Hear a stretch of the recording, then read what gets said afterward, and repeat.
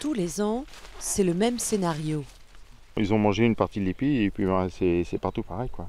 Ils mangent que des petites parties d'épi. Bon, ça c'est beaucoup plus vieux hein, en termes de dégâts, mais voilà quoi. Ils mangent ne serait-ce qu'un tiers de l'épi et puis ils passent à un autre épi etc. En cause, les sangliers.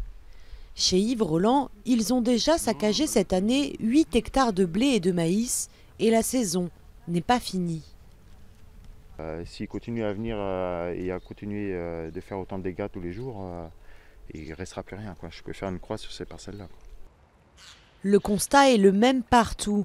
En Bretagne, en France et en Europe, la population de sangliers augmente et avec elle, les dégâts dans les cultures.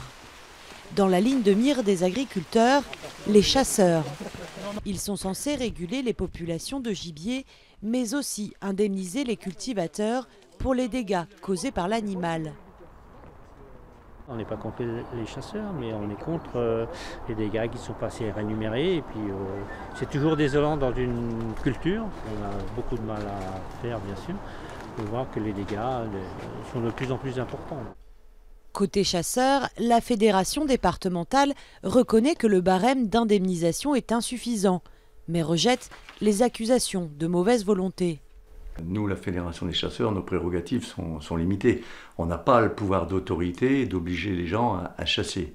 Et personne ne l'a d'ailleurs, pas plus le préfet, personne. La chasse est un loisir, les gens y vont s'ils ont envie, quand ils veulent, etc. L'année dernière, les chasseurs d'Ille-et-Vilaine ont abattu seulement 3300 sangliers dans le département.